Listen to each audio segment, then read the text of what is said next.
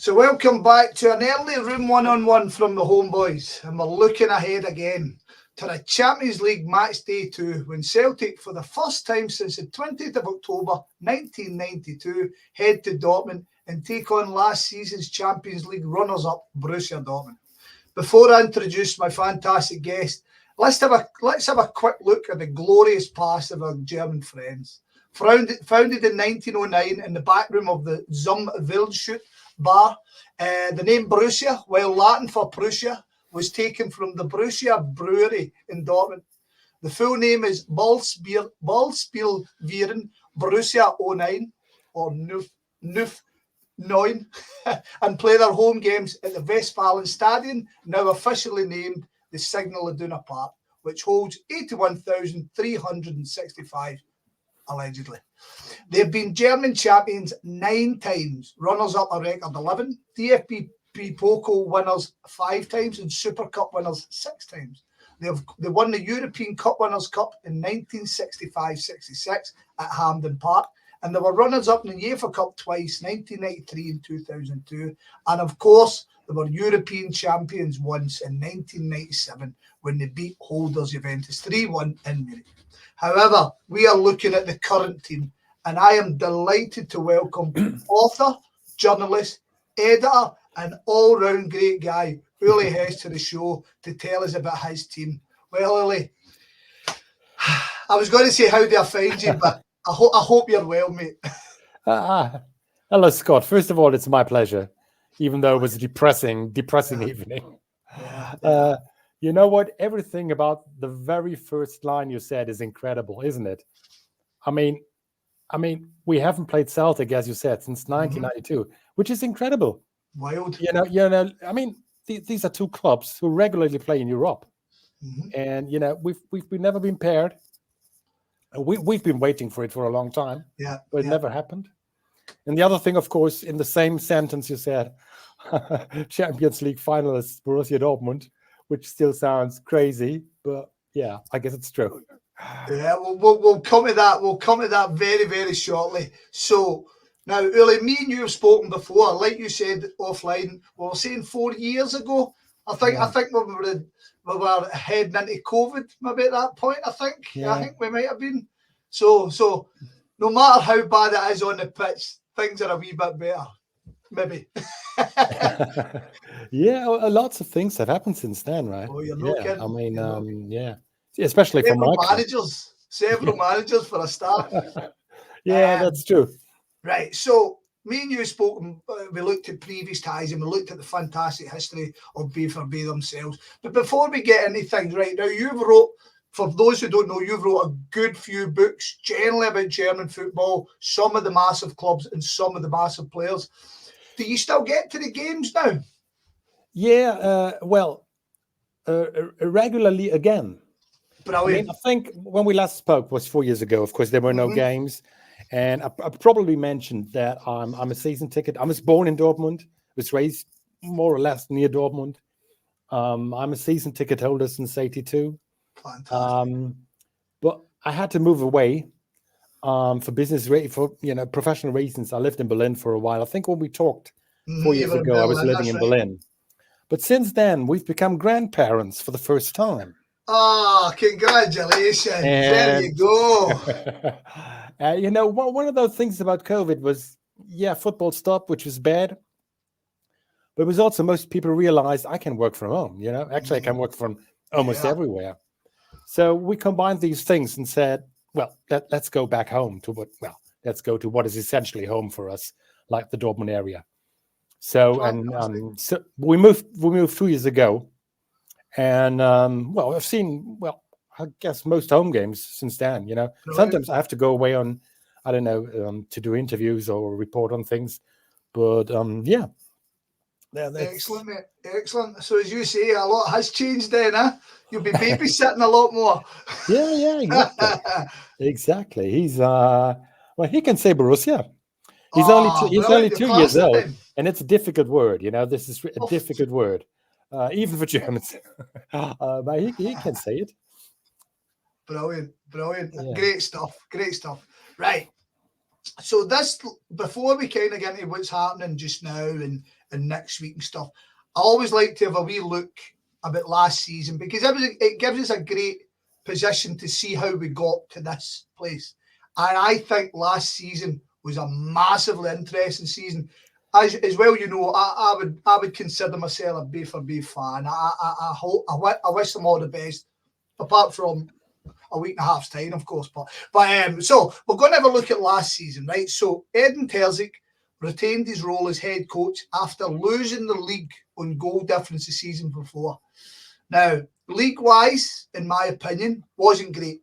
Despite not losing a game until November and the inevitable collapse to Bayern, some frustrating defeats over the season saw the team struggle to make fourth place in Champions League entry. Despite breaking the hoodoo and beating Bayern in Munich for the first time since 2014, Bayern's own collapse took some of the shine off of that achievement. BVB would end up finishing outside the top four, but fortunately, due to the country's higher coefficient, still gained entry to the Champions League. So from 34 games played in the Bundesliga, 18 wins, 9 draws, 7 defeats, 8 points, 8 goals scored, 43 conceded, plus 22 goal difference, 63 points on board, 2 points behind Leipzig, 16 ahead of Frankfurt, but ultimately 27 points off the winner Bayer Leverkusen. Now, the Pokal came and went by a team we'll talk about in a minute. A 6-1 away win over Schott Mainz in August, then a 1-0 home win over Hoffenheim, round of 16 tie away to Stuttgart. They saw BVB go down 2-0. Now, as we spoke about a minute ago, the Champions League seemed to offer little and delivered lots. And a group with PSG, Milan and Newcastle United, 2 wins over the English side, an away win over Milan and a draw with the Italians at home, a defeat to PSG and a home draw allowed BVB to top the group. 11 points, 3 ahead of both PSG and Milan. A tough but winnable tie with Dutch champions PSV was exactly that. A 1-1 away draw and then a 2-0 home tie, 2-0 home win saw them through to play Atletico Madrid up next. A 2-1 away defeat was sorted with an outstanding 4-2 win a week later. In the semi-final, 2 1-0 wins over PSG was enough to secure that final place. So since the first time since 2013, Real Madrid waited. A 2-0 defeat was a disappointing end to a disappointing season.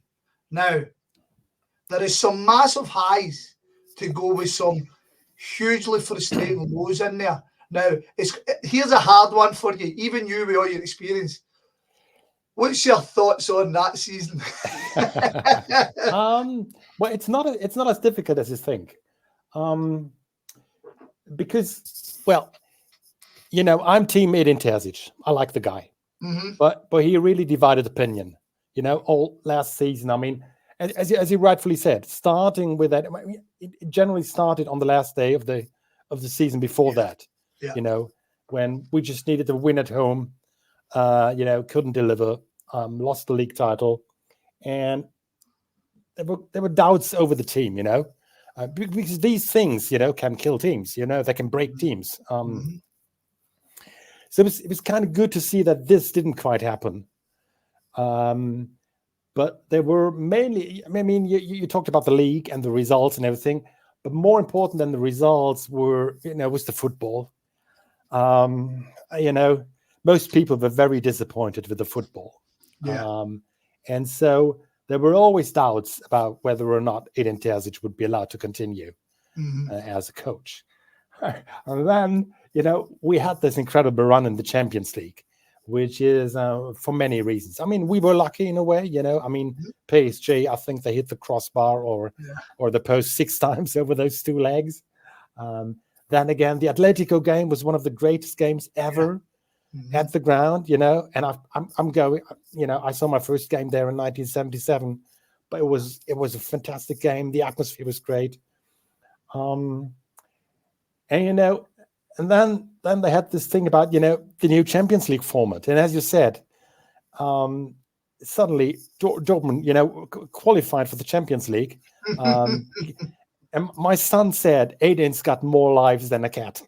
Because at that point we thought, you know, okay, they're not going to fire him now. I mean, you know, He did what he was supposed to do, qualify for the Champions League, even though in a strange way, took the team to the Champions League final. So it was, but you asked me about what I make of the season. It was what I kept telling people was the amazing. I mean, like I said, I'm team 18. So, the opinion was divided. About half of the fans, I would say, said, this is a good team. This is a good squad. We should be playing better football, and we should have better results. And the other half of the fans, and I'm in that group, said, this is not a great team. This is not a fantastic squad. We're doing what we can, and we'll be lucky if we qualify for the Champions League. This team finished in 5th place in the Bundesliga, and that's fair and square. That's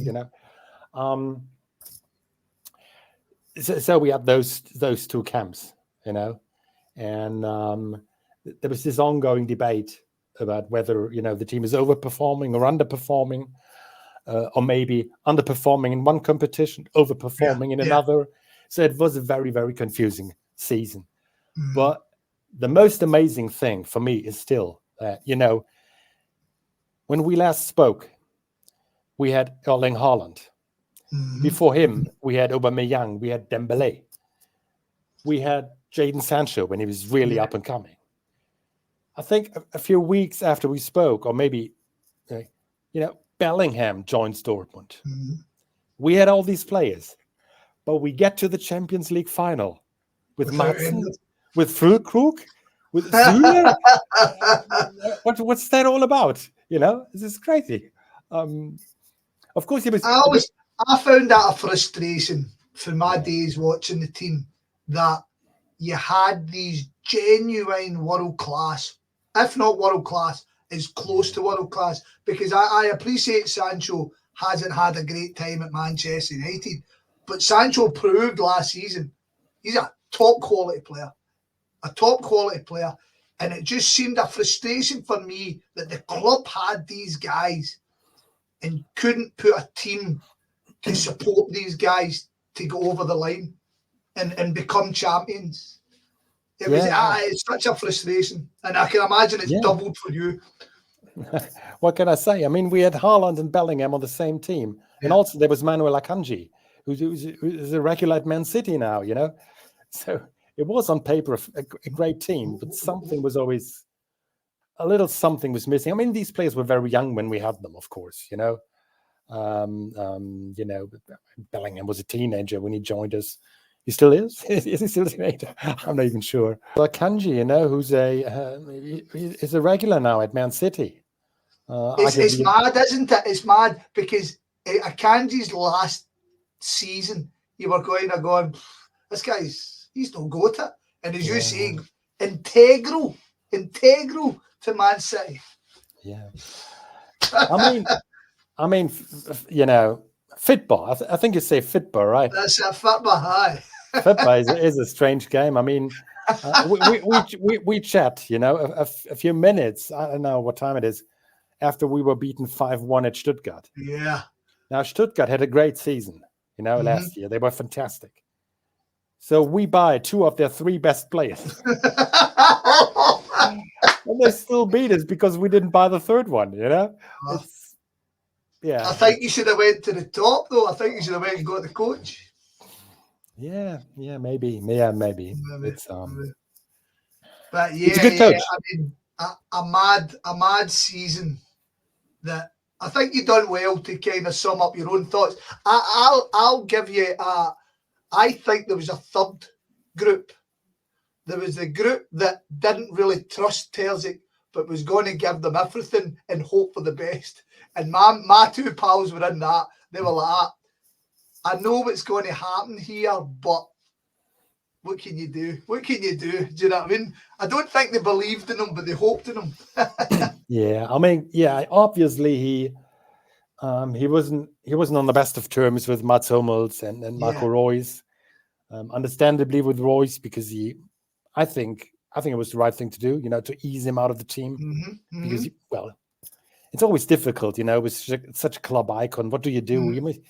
he was getting old, he was getting slower, and so but you're right, it was probably he didn't have the entire squad behind him. Yeah. I mean, he had the backing of the men upstairs, especially of the chairman. But like I said, we're literally just so what we'll hold that thought 2 seconds, right? So I'll let people know. So there's been a massive turnover this summer, on and off the pitch.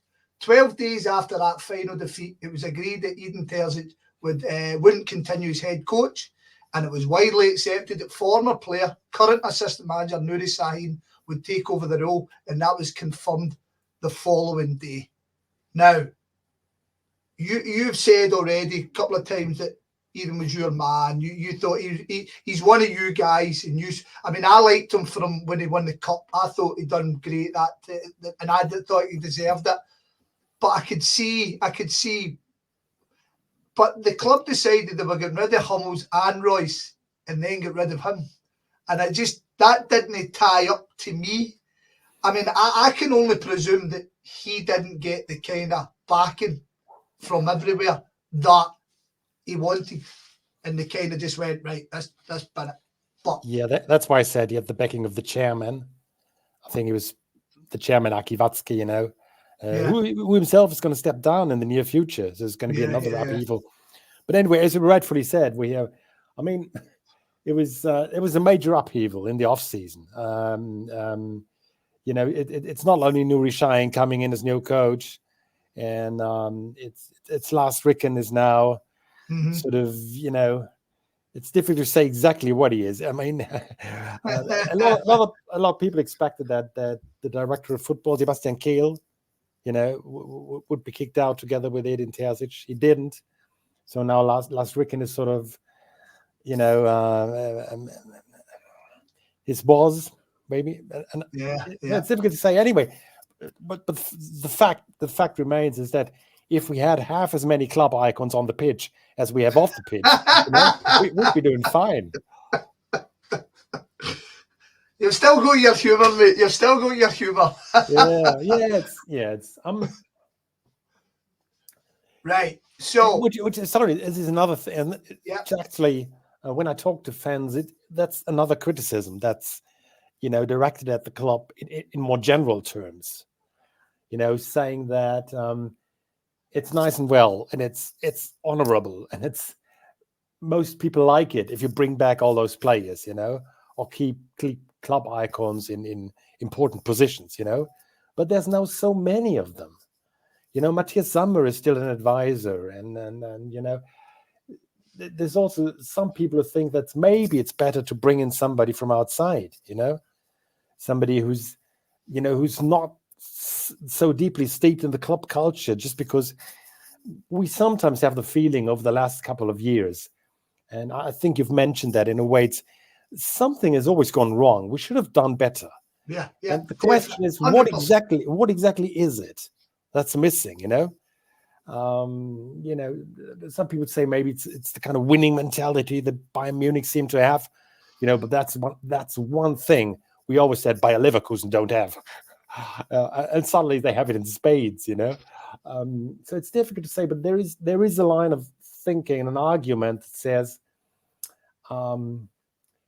maybe we need somebody to really shake things up, to somebody coming in from outside and having a cold hard look at the club and saying this is right and this is wrong. I don't know if that's maybe So I think it's mega interesting because at Celtic we've got we like to promote the youth coaches and stuff all from ex-players, right? So, and then when we don't produce players, jobs for the boys. We shouldn't be appointing these guys. We should be go to Germany and get some of the best youth coaches and bring them in and do that and stop this. Go and get the best man for the job.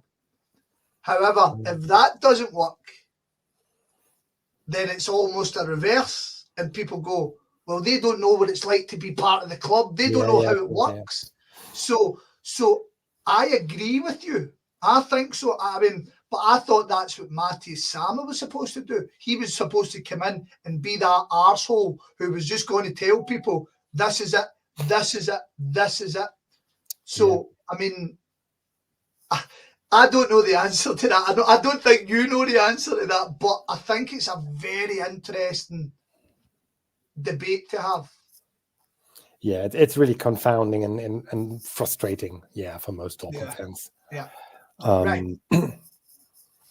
Right. So we'll jump on to the players themselves, and you can kind of give me your opinion, right? So you set yourself back and relax, and whilst I go through this big list of guys here, right? So Ian Maatsen and Jadon Sancho obviously returned to Manchester City and Chelsea after their loans.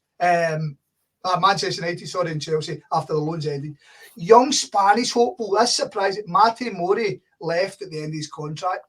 Injuries kind of blighted his time at the club, but he's ended up joining Real Mallorca. Marius Wolf, who'd been a decent player, again, is at the proper level. He joined Augsburg. Antonio Papadopoulos joined Lugano. Samuel Bamba went to Bochum. Then, of course, Matt Hummels and Marco Reus both finished their contract and departed the club. Hummels, with his second spell at the club, joined from Bayern Munich on both occasions. He played for the club 508 times, scoring 38 times, including, and he actually played 40 times last season. He won 2 Bundesliga titles, 2 Pokals, 1 Super Cup, and he played in both Champions League finals. He subsequently signed for Roma. Marco Reus, club captain, who has since signed for LA Galaxy, was signed from Borussia Mönchengladbach in 2012 by Jurgen Klopp for around 17 million. He played 429 games and scored 170 goals, winning the Pokal twice, Super Cup twice, and of course they played in both the Champions League defeats. However, no league title. Ole Pohlmann signed with Rio Ave. Tom Roth left for Union Berlin. Paris Brunner joined Monaco. Abdelai Kamara left for Portsmouth. And finally, one that surprised me, Nicholas Füllkrug, fresh from scoring 15 goals last season in 43 games, signed for West Ham for 27 million. And then there was a whole bunch of boys all left on loan. Now, on the outgoings, we touched on it a second ago. What was your thoughts on the outgoings? Was it a case of they had to go for Edin Terzic to get better? Because Mats Hummel come off it, arguably one of his best seasons. Yeah, I mean, shortly before the Champions League final, Mats Hummels gave an interview in which he was fairly critical of the coach. And that's right. I think the club just... I think probably until that point, the club was thinking about, extending his contract for another year. But it's difficult. He's he's a very smart man. Mats Hummels is. Sometimes he's too smart for his own good. There are people like you said. He played a great season. Mm-hmm. He's not the fastest guy, but he's never been that. And a lot of people, some people were surprised that he wasn't called up to the national team for the Euros. That's right. Mm-hmm. But word on the street is that Nagelsmann, the national coach, thought that he's not going to be a starting center back for me, Hummels. And he means trouble if he's not starting. Yeah. So, he's got a bit of an ego, Mats has. Rightfully so. To touch on that, Uli, I remember Gordon Strachan, the former Celtic manager, who ended up the Scotland manager, obviously, and he said that he was asked, did he enjoy international football? And he says, I loved it because I called up players, and if the player's a bit of a tube, I just don't call them up again. Yeah. Do you know what I mean? And I was like, that's a very good point. Yeah, it's good a very point. good point. Yeah. Good point. Yeah. And so I think that's the main reason Hummels' contract wasn't extended. Like you said, the big surprising transfer was Füllkrug. Mm-hmm. He was a big star for us last season. Yeah. And he was one of the bright spots at the Euros. But Well, the club decided to sign Girassi from Stuttgart. Mhm. You know, one of the two players I just mentioned, two of their three best players.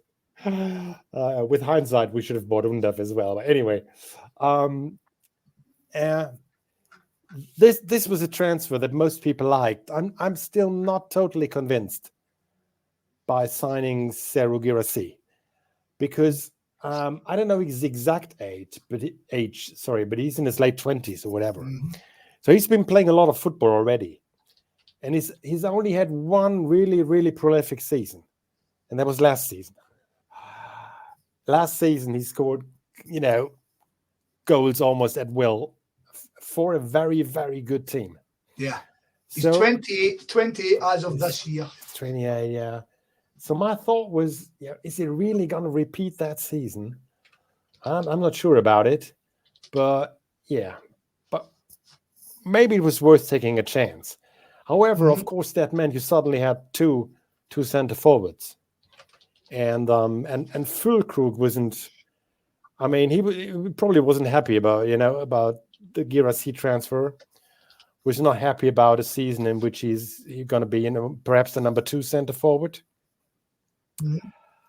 And then came this offer from the Premier League, and Yeah. at that point, even from the club's point of view, I mean, you don't want to see your best striker go, but if you get that much money for him, Yeah.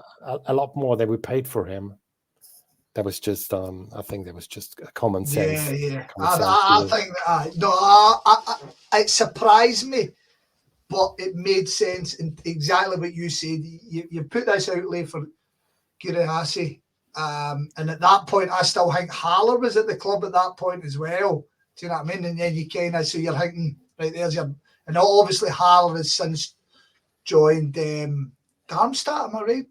Yeah, Leganes. He joined Leganes in Spain. Yeah. And so it's rather the other two. We've lost another two more centre forwards. You've just mentioned we lost Paris Brunner, who's also rumoured to be a bit of a handful. In terms of attitude. Yeah, in terms of attitude. Okay. I didn't know that. Again, it's just that's what you hear on the streets, because he is a very talented young man, and the question is, why he's not playing more regularly. So, and the other is Youssoufa Moukoko. Yeah. Once hailed as the greatest of all striking talents in Germany, who hasn't played as much as he would have liked to, and who hasn't played as much as I think many fans would have liked him to see him. So he's been loaned out. So that suddenly means from 4 or 5 center forwards, we're now suddenly down to basically just Guirassy, which is also not an ideal situation. Yeah. I mean, we've got this young chap from Hoffenheim, Bayer, who's supposed to play. I mean, he doesn't look like a centre forward, if you know what I mean. No, I was thinking that as well. Yeah, he's certainly not a classic target man. I was going to say he's kind of one of the modern type forwards who floats everywhere. Yeah, exactly. Yeah. He's right. So as the expert in this that you are, that was a fantastic segue, and let's start talking about the ins. So Gio Reyna returned from his loan spell at Nottingham Forest. After fantastic seasons with Stuttgart, the aforementioned Vladimir Anton and Serhou Guirassy both signed up. Anton for $22.5 million. A 28-year-old German international centre-back has played over 120 times for Stuttgart, while Guirassy, a French-born Ghanaian international centre-forward who had that own tremendous season after scoring 44 times in 58 games, also 28. So then, fresh from the Euro 2024, 33-year-old Pascal Gross returned to the country and to his boyhood heroes from Brighton. The midfielder turned out 200 times for the EPL side. Maximilian Bayer A 21-year-old forward was next to sign on in a £29.5 million deal from Hoffenheim. He scored 16 goals last season, which was his personal best. And finally, Yan Couto, the 22-year-old Brazilian fullback, was picked up from Man City on loan for the season. He's a full Brazilian international and has been on loan in Girona and Braga the past 3 seasons. Now, you've spoken about the forwards, and I'd like to come back to the forwards once we start talking about Dortmund in general. But what do you think? Did you think you covered all bases by what you brought in, or was there glaring? Yeah, this is, well, no, we didn't. The brief answer is no, we didn't. I was just trying to. I mean, most people complain about our fullbacks. Yeah. About the fullback situation, which is still, well, largely unresolved. There's also, personally, I think we could use a bit more creativity.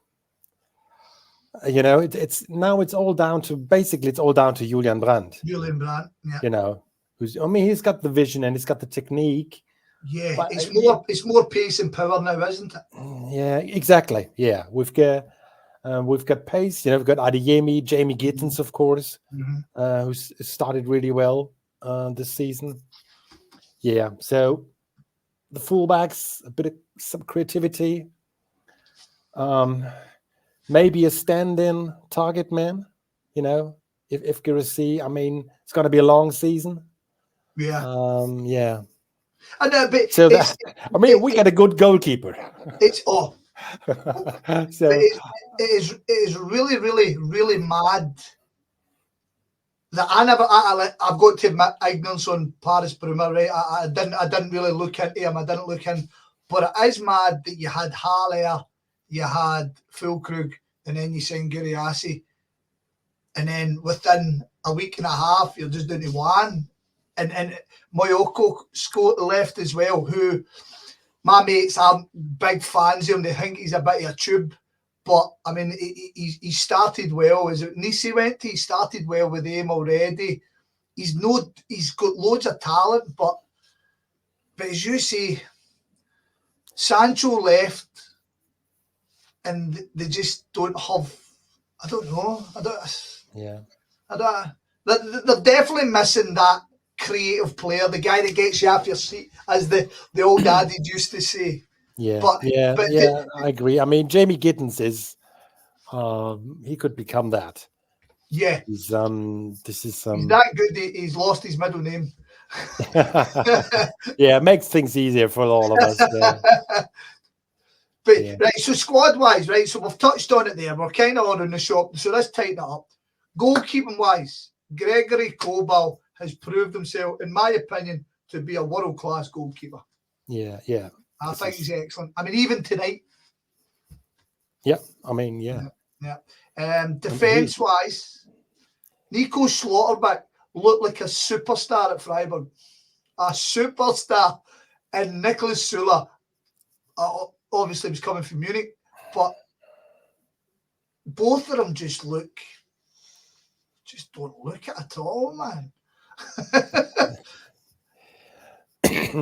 Well, they're certainly making a lot more mistakes than they used to. Yeah. Let's put it this way. So, which is another thing. Coming back to what I was talking about like 10 or 15 minutes ago, that a lot of people keep wondering what's wrong with the club, or why aren't we? It's also that we keep buying players who were better for their clubs, before we bought them than they were for us. Which is another thing where a lot of people think that, I don't know if it's got to do with the club culture or with management, but there must be a reason for this. So, and both of these players are fairly good examples. Zule probably more than Schlotterbeck, because Bayern were really sad to see him go. Zule, they were actually a bit surprised to lose him to Dortmund. That's right. Yeah, but ever since he arrived, he's no longer the player he was at Bayern. I mean, he got a lot of stick on the internet for double his size. He was really not fit He's a last bit- season. Yeah, and he admitted to having, well, not mental problems, but he admitted to having motivational problems, and he worked on it. Worked on this during the off season. He looks a lot fitter. He's lost a lot of weight, but he still keeps making mistakes. Yeah. I mean, but I'm flustered thinking about it because you've had how many different coaches over the years, and so you know far better than me. You know far better than me. Borussia Dortmund still hasn't got over Jurgen Klopp. Still, all these years later, still haven't got over Jurgen Klopp. Nobody's come over and produced that league title that puts that to the back. And as you say, the players you're signing, they're arguably the best in Germany, outside of obviously Florian Wirtz recently and stuff like that, of course. But you're buying these top, and then they come in and the standard, I don't know, they seem to get drowned by the club.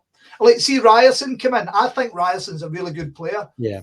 But he's certainly got a ceiling, hasn't he? You know what I mean? Julian Brand's the only guy, or Sabitzer as well, the only guys who I think of took a new level. Yeah, and even Julian Brand, it took him a while. Took him a long time. Yeah, he struggled for quite a long time. Yeah, it's still, of course, it's right what you say, which makes it double tragic that we lost this league title, in the previous season, because Edin Terzic was so popular with the fans. He's from the area. He used to stand on the terraces as a fan, and to have him deliver this elusive league title, maybe that would have finally gotten us over the Jurgen Klopp hump. Although it's sometimes, sometimes I think we've gotten over it now. It's so long now. It's over 10 years. Exactly. And he's now semi-retired. So I think what most people yearn for now is not necessarily, the titles that Klopp delivered, because that was not in his job description. When we signed him, he was not signed to bring titles. It was the football. It was the excitement. It was the passion. All of this. I don't want to say it's become a bit stale, but it has.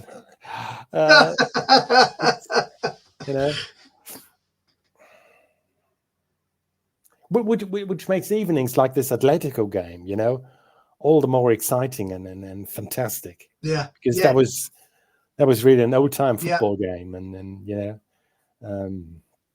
especially with Simeone on the side, and it was it's great. Oh no, I do agree. I do agree. It was a fantastic even the win last year against Bayern Munich. You think it's kind of pushing you in the right direction, and like nights like tonight, kind of just you go. I mean, we'll come on to it more as we talk about the games, but to me, Borussia Dortmund don't look like a team who know how to play with a centre forward. I mean, I know Genießen scored tonight, but more recently, it comes down to kind of pieces of outstanding individual, like Jamie Gittins this season. They've relied on his individual brilliance rather than creating 15 chances. Do you know what I mean? There seems to be a disconnect between the forwards and the midfield for me.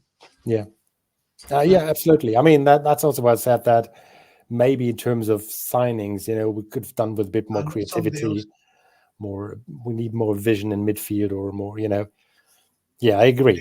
We rely too much on in. I mean, it's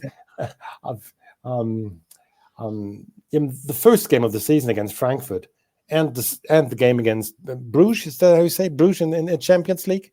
Well, how do you see it? See, we say Brugge. because we've got them as well, and I need to find a fan to speak to. So I was led to believe the city was called Bruges, and the team was called Brugge, but I don't know. Okay.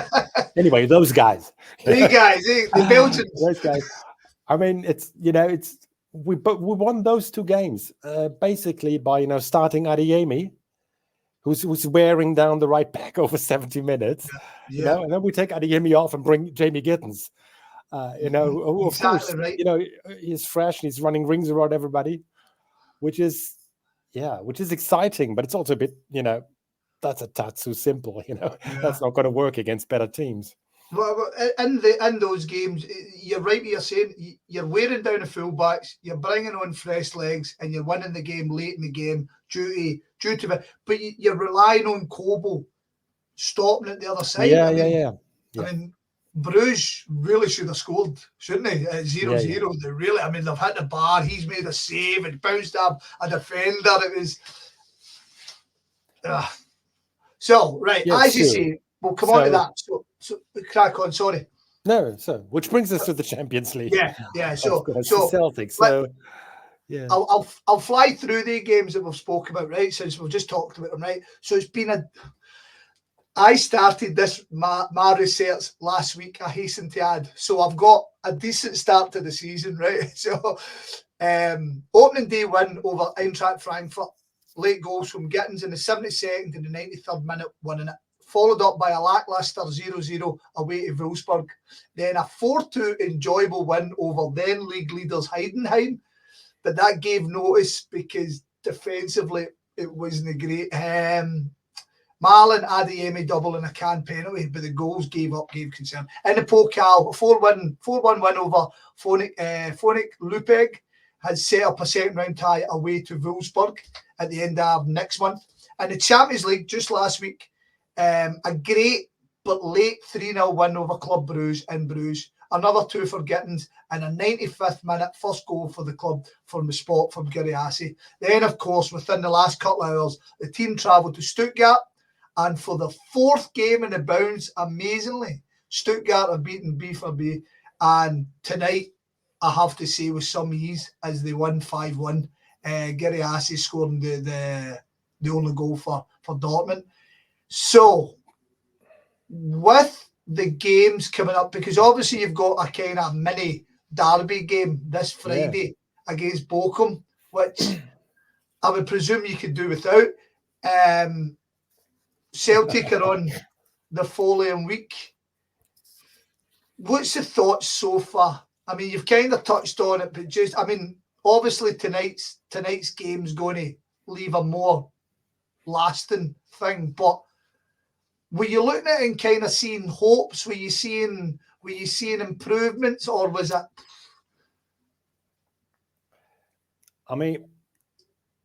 It's still early days, of course. Very. But just looking at the first weeks, you kind of get the feeling it's going to be last season reloaded. Not playing very well in the league, conceding lots of goals in the league. But then doing very, very well in the Champions League. You said we were lucky. It's true, but it's still, it's still a 3-0 win away from home. So, no, I agree with you. Right, so I'll throw up a wee bit of history before we get down to the brass tacks. On the 1st of October, my birthday, incidentally, just in case anybody meets me, Celtic will travel to Dortmund for a competitive fixture for the first time in 32 years. The clubs have met in European competition twice before, both in the UEFA Cup. The 1987, the first time I remember Celtic had been drawn ever to play a West German side. On the 15th of September, Celtic would win 2-1. Andy Walker opener on the 4th minute. He was equalised by Beffer Bay captain Frank Mill in the 64th. But a Derek White goal in the 89th minute won the game on the night. 2 weeks later, a rampant home side would win 2-0, with both goals coming late in the game, 72nd and the 86th minute, both by club legend Nobby Dicko. They would go on to the third round and then go down 5-2 in the aggregate to Club Bruges. 5 years later, the team met again, and things were a bit more comfortable for the Germans as they won both legs. On the 20th of October, BVB won 1992 won 1-0 through Swiss legend Stefan Schappuzat, and in the return game 2 weeks later, a 2-1 scoreline sealed the deal. Jerry Creaney didn't equalise for Celtic in the 13th minute, but another second half goal from Schappuzat and a Michael Zorc, the aforementioned strike, completed the comeback. BVB would get to the final, but over 2 legs lost to the Italian side, Juventus 6-1. So this season, Sahin's prepared a 4-2-3-1. He's rotated the team slightly, but see, coming to next week, how do you expect your team to line up? How do you think they will approach the game? How would you like them to approach the game? God, that's a lot of questions. I mean, let me first say that it is fantastic for us to have drawn Celtic, finally. I'm not sure if we talked about this the last time I was on the show, but there's lots of Dortmund supporters who really like Celtic. We think we have a bit of a fan friendship going on with Celtic, which maybe the Celts don't see quite that way. Well, look behind me here. Come on, I've got all in here. And I've met many Celtic fans who are also Dortmund supporters. Many of them came over in the mid-'80s and remember especially that first game because there was a party for both sets of fans in the city, which was very unusual at the time. You know, it was the hooligan era, and the police were normally, very and tried to keep the fan groups apart. But everything was different on that day, and a lot of people remember that very fondly. So we always wanted to play Celtic again. And now we draw you guys under the new format. There's only one, only one game. Yeah. What a shame. I mean, what's that all about? So many 2 parties. Yeah, so many Dortmund fans would have loved to go to Glasgow, to paradise as it is. So that's a tad disappointing, I have to say. It's quite frustrating. Yeah, I agree with you. Especially it's also, now they've brought back the standing areas. The terracing is allowed in the Champions League again, so you've got more than 80,000 at Dortmund, and we would have loved to come to Glasgow for a return leg. Yeah. We'll need to wait for the final. Well, the final is in Munich. Well, jeez. So semis, how about that? Semis, we'll go with the semis. Okay, we'll agree with the semis. That's fine. Yeah. Then it's also the thing of the Euros, the Scottish fans that were here, they seem to love Germany, and we love them. So it was in a way it was a fantastic draw, but the missing away leg is really that's a shame. Yeah, I agree. Yeah, but I don't know. I mean, all my friends were asking me, "You must be buzzing playing Dortmund," and I kind of go, "Nah, I don't really want to play Dortmund." I want to come over and see my friends and go to the pubs and enjoy the company and all that, because I was saying in our main show, I was talking to Jason, who you know obviously, and I was saying I think there'll be loads of Celtic fans in the Dortmund end, because there's loads of Germans who like Celtic. There's loads of Scottish in Germany who come and go to the games. There's loads of European, and I think it will be a party. I do think so. I hope there's nothing untoward. There's going to be loads of Celtic fans. And I think the Celtic fans' enthusiasm will raise Dortmund's enthusiasm, and I can see it being the atmosphere. I mean, the atmosphere is always brilliant in the stadium, but I can see it just being a special night. Do you know what I mean? really, really loud. Yeah, I'm really looking forward to it. It will be great. I don't doubt. Yeah, that's true. Right, now I'll push you for it. So I just wish we would stop playing. This. I mean, we probably talked about this 4 years ago. My slight dislike of "You'll Never Walk Alone." Not of the song, but of it being played and sung in Dortmund. I find this still a bit. No, I can't remember speaking about that. Yeah. So why don't you like it? You like Everton? Well, it's not our song, It's. I mean, if there's Celtic fans listening who will come to Dortmund for the first time, so we do sing this ritually since I would say since the mid-90s, when a lot of German clubs started singing it. Yeah, it was sort of it was sort of imported, like I don't know, like 3 lines or whatever, like one of those football songs, And there was still. I still remember talking to a Leverkusen fan who was, when were they playing Man United when they reached the Champions League final? It was in the early noughties. They were 2002, was it? Yeah, exactly. The Real Madrid final. And they told me how they were singing "You'll Never Walk Alone" during the game at Old Trafford, and they were booed, and they didn't know why. Well, this is a Liverpool club song, but for us in the 90s, for most German fans, it was just a football song, Partly, yeah. People have become more knowledgeable now, so they know all about this. They know it's a Liverpool and a Celtic song. So I'm slightly uncomfortable with that, especially because we don't play the Jerry and the Pacemakers version. That's right. We play a terrible. Terrible.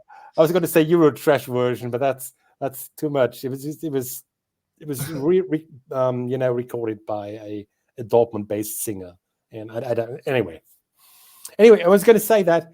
So it's not as if, I mean, we sing this ritually before the game, but it's still not the club song. I once got into a shouting match about this with a guy from the Deutsche Welle, who's an Arsenal supporter, who told me that you should get your own club song. And I said, we do. And he said, no, you don't. And I said, yeah, we do. And he said, no, you don't. And I said, yeah, we do. Because after "You'll Never Walk Alone," that's when we play the club song. Mm-hmm. And that's, it's not the club and them, but it's a song that's played right before the game. Yeah. And a lot of people, and most, of course, people sing it. And so I don't know. Well, don't get me wrong. Lots of people love it. A lot of people like it, and the atmosphere, it looks great. 80,000 people, all the scarves and everything. But if you look at the terrace, and if you see a place where you won't see people, raising the scarves, that's my son and me. Right. Well, it's funny you say it, because my friends, I know one of them's got a Liverpool leaning, and he loves it. So he thinks that you've got that connection between Liverpool and Borussia Dortmund with that song and stuff like that. I mean, it doesn't bother me because, well, I think mine still sing it as well, don't they? They sing it quite regular. So like you say, it kind of hangs about. But they used to sing it at lots of clubs, Kaiserslautern, and it was just in the early 90s, when this football boom started in Germany, it became the in thing to do. St. Pauli, of course, and St. Pauli still sing it because of Celtic. So, coming back to the game, I thought you were trying to avoid my question. Oh, yeah. I was. You were, yeah. Right. So Borussia Dortmund are favourites. There's no two ways about it. No matter how many Bundesliga games they might drop points and stuff, big favourites on the night. They're at home. Yeah. It's in the Champions League, as you rightly said. So you're big favourites on the night. How would you expect BVB to go out and play? Is it a press? Is it to overwhelm Celtic? Is it? I mean, are they looking? Or is it basically just how they've been playing recently? Just kind of see how it goes. Yeah, that would be Klopp style, wouldn't it? Gegenpressing and don't give them time to breathe and everything. But we really no longer play that way. You know, which is another thing. I mean, which is also probably why we did so well last year in the Champions League. This is just another theory, you know. A lot of teams in the Bundesliga, they sit back and wait, and we don't quite know to break them down. But in the Champions League, it's different, you know. Especially with PSG, Milan, and Newcastle, who would all exactly, especially. Yeah. So I mean, when we looked at the group last year, we thought this is the group of death, you know. Yeah. But there were some advantages to it, you know, because everybody was playing football, everybody's moving forward. You got room and everything. So, but still, having said that, we do play more. I do expect us to play more of a passing game and be more patient, because that's also what we did at Bruges, where it almost backfired. Where we were so patient that we almost fell asleep. But this is not going to happen at home, and not against Celtic. Yeah. Yeah. It's funny. I watched tonight, and obviously tonight has got for me watching it has got a different interest than any other game before, because every other time I watch full-heartedly, I want Borussia Dortmund to win. I need them to win. And last season, I remember when they played Stuttgart 3 times in the one season, they beat each time. Do you know what I mean? And you're sitting going, fucking hell, what's going on? But the way that Stuttgart play against you guys is exactly how we need to play. Yeah. We need to put pressure on the middle guys and pressure on the forward guys, and almost allow your defence to make mistakes. That's the way I see it. Yeah, which is probably right. Can we do that to you? I don't know. Yeah, that's. I agree with you absolutely. It's I mean, it's not just us. That was just the way Stuttgart played last season against whoever they played. Amazing, which is actually a lot of people were saying that this is actually how Dortmund should be playing. Yeah. And which is probably also why you said we should have gotten their coach. It's also, they do remind us a bit of those Klopp years, you know, because they basically brought in a lot of unheard of players, you know, very unknown players. You know, this is not a star-studded squad, but they're playing very, very well as a team, with a lot of passion, with a lot of belief, with a lot of courage. And yeah, I mean, that's definitely how you should approach the game, because we've talked about this. Our defense does look shaky, you know, if under pressure. I mean, that's probably true of most defenses. Yeah, of course. Yeah.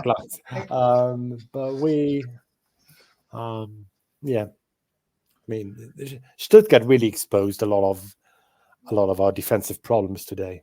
Yeah, I mean, it's one thing me sitting here saying I think Celtic should play like Stuttgart, but I would imagine that the rest of the Bundesliga is sitting saying we should play a lot like Stuttgart, apart from Leverkusen, of course. Right, okay, so I mean, sorry, but our coach probably he probably said today that we should play like Stuttgart. Yeah, exactly. Yeah. And that's the thing about Sahin is, for somebody who he got a lot of kudos for the Champions League run as assistant, I thought there was a lot of, things have turned up since he's come in, and things have, and I thought, so when he gets the job, I expected more of an impact on style. I know it's such a thing to talk about Xabi Alonso, but Xabi Alonso transformed Leverkusen, absolutely. transformed them in a way that makes him so desirable. And I just thought Sahin would do the same. I think he would come in, and Marco Reus is away, Mats Hummel's away, the guys like Wolf's away. You've kind of brought the squad, and it's his. Obviously, it's not his, but I want you guys, and I still don't see it. And it's ironic that when the draw came out, I thought, Borussia Dortmund, they'll batter us. And whilst I don't think we'll win, I'm now thinking we could maybe give them a bloody nose here, you know? Yeah, maybe it's also good for Celtic, you know, to play Dortmund early in the season. Yeah. When things are obviously not working as well as they should be. So that could be a good time. While we're still waiting for Shaheen to turn things around. Yeah, exactly. If and when he does, I don't know. It's as you said, it's rare for coaches to really transform a team. You know? Of course it is. Of course, but it they is. do. It does happen. Alonso is a fantastic example. You know, he's really turned everything around at Leverkusen. The two guys we spoke about, Hoeneß as well. Sebastian Hoeneß has done wonders at Stuttgart. Klopp did it for us. Way back when. And let's forget about Klopp, Forget about Klopp. Right, okay. So the game's going to be what it is. Okay, so let's just have a wee chat, right? So what is the current perception of Celtic in Germany, in Dortmund, in Germany? Take away the kind of, like you said, I know there's a good few guys out there who like Celtic and stuff like that, but generally, you're in the media. Is there an appreciation of Celtic? Joe Cole, who used to play with Liverpool, Chelsea, in England and stuff like that, he was saying Celtic have been a nothing club in Europe. Nobody thinks about them. And then the way they played last week, people have kind of took notice a wee bit. Yeah, absolutely. That was a wake up call, I think. Right. Interesting. The thing is that, you know,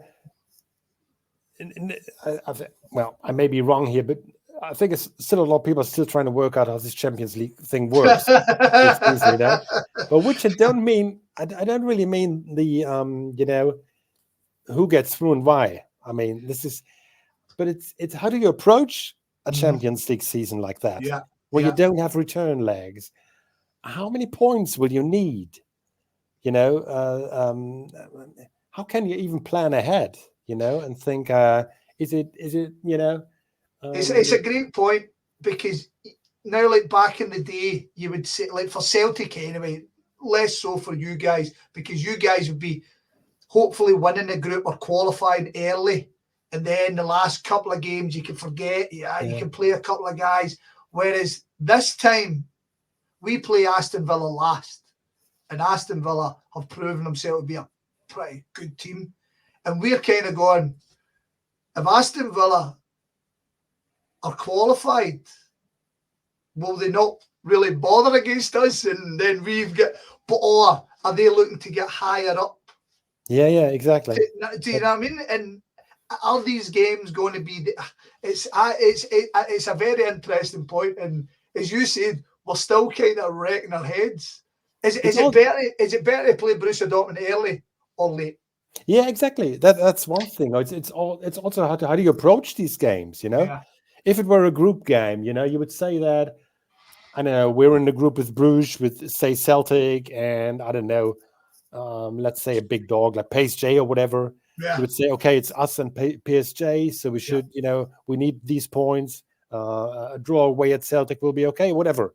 And of course, if it's knockout round, you know what to do, and you know how to approach the games. But right now, this is really, I mean, I still can't quite get my head around it. How you know, was it a good result for us? You know, the tremendous Celtic win, or a bad? I don't know. Yeah, also, I don't know how's the last round going to work. You know, all the games kick off at the same time, and then everybody's sitting there with a calculator or whatever. Exactly, the league going like that. And the league's too big to have on your phone. You've kind of got to search up and search down. Yeah. Aye. No, brilliant. I just because I did wonder how Celtic were perceived, because we know in our heart of hearts what the Scottish League is, right? And it's frustrating. We're beside a giant league, and they suck up everything in the world. And we have suffered a lot from our own fault, but we've suffered being that close to England, and obviously Celtic's results in Europe have been deplorable, really bad.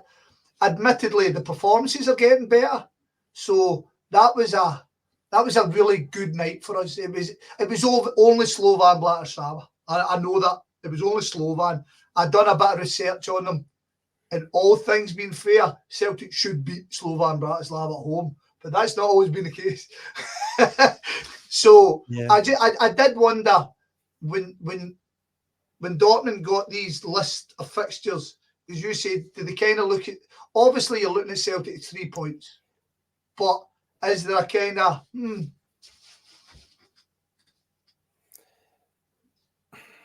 Actually, well, personally, my first reaction was actually, like I said, it's a fantastic draw. We've been waiting to play Celtic for ages. I wasn't immediately thinking about it in terms of, is it, how's the team, who's playing, will it be difficult, or I just thought it's going to be fantastic, floodlights, 80,000 fans, Celtic are at the ground. There's so many Dortmund fans with those Celtic and Dortmund scarves. One half is black and yellow, the other is green and white. So a few flags out there as well that I've made in the past. Yeah. Always. So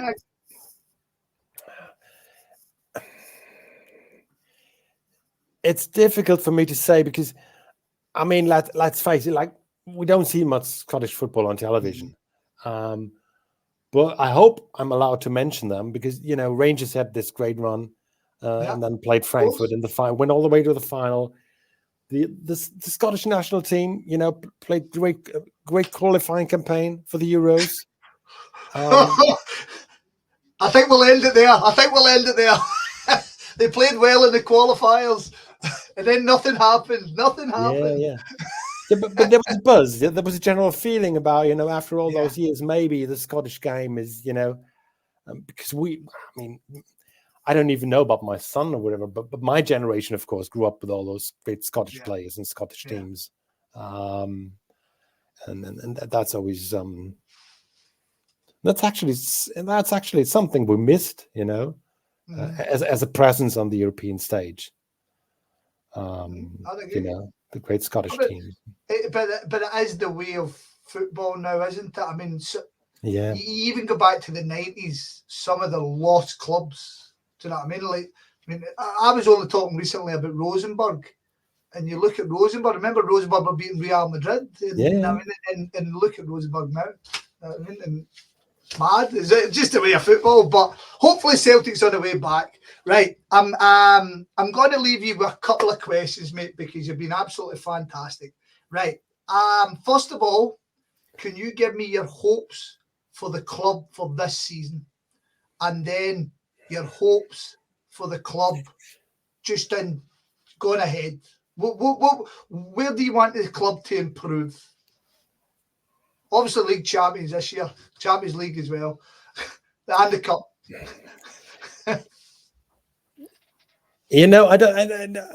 I'm not going to mention his name again, but let's briefly go back to this coach that we had. It's not, I think I speak for a lot of fans when I say that it's not necessarily about winning trophies. We accept that we're a big club, but we will always struggle against Bayern Munich. They will always have more money and better players. So we can't expect to so we should have a chance to grab a title when Bayern have an off year. Mm-hmm. But what I would hope for is that we have the feeling more regularly that you're not going home disappointed. And I mean, regardless of the result. Right. It was really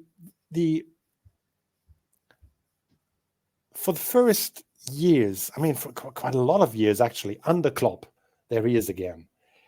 It was what made people like him so much was that we never went home and thought that somebody hadn't given his all. They should have done maybe a bit more. Maybe we always felt this was the top performance. They did everything they could, and we either won or lost. These things happen. And I would like for us to have this feeling more often, because the last couple of years have been, a slight disappointment. Has been sort of, the de facto. How do you say this in English? Sort of the default mode. Right. Yeah. For a Dortmund fan. Yeah. And yeah, which is Is that? I know it was only 12 years ago now, 11 years ago now, but is that gone from the fickle football fan nature? Because I sit at games and I hear people going off their heads at a bad pass, and you're sitting going, calm down now. And you go into social media, and social media is a cesspit of people. He's shite. And he's only played one game. I mean, you're like, yeah. I don't know. Yeah. Now, what I mean is the atmosphere at the ground. Mm-hmm. Not social media or not. Yeah. It's also I'm on the terraces, so it's different, from seated area where people tend to be more. So Dortmund needs something to unite everybody. To get everybody. I mean, I'm not far from the ultras where I stand. It's not far from the ultras who will support the team for 90 minutes. Yeah, and he will never boo. Whatever. Of course. So it's not like we single out certain players and say you can play or whatever. It's more general feeling. It's a feeling that you go home and think, yeah, it was okay. So the number of games where you go home and say this has been absolutely amazing, has become very small. For various reasons. And I just, I would like to double that number. Let's say, if that's, that's what I would hope for maybe this season or maybe the near future. What a unique answer, Uli. That's an absolute. I've done loads of these podcasts with fans from all around the world, and that's the first time anybody, because everybody's saying, I'd like to get a win. I'd like to get in the Scottish Cup final. I'd like to get this. So it's quite a thing. And the amazing thing is, I know exactly what you're talking about, because I talk to my Dortmund friends, my Borussia friends, and I know what you're saying. So, right. So I'm going to come to the end. Before we go, now you're a very, very interesting man. Are you on social media? Should the people want to follow you and have a wee gander at see what you're saying? Yeah, not really. No, I'm on Facebook and things like that, but I'm not. I've never. No. You keep away for the madness. Yeah, I've never been. This Twitter X thing or whatever it's called these days. Brilliant. And it was just Where are you currently working? I work for Elf Freunde magazine still, biggest German football monthly. Only no longer in Berlin, where the magazine is based, because as I said at the beginning, we moved back to the Dortmund area now. I mean, I go to Berlin about once a month for a couple of days. But and what do you cover mostly now? Well, I've been kicked up the career ladder, which means I've got a grand title now, which is managing editor. Oh, lovely! It means twice the amount of work, same amount of money. So you know how it works. Twice the amount of pressure. Yep. Yeah.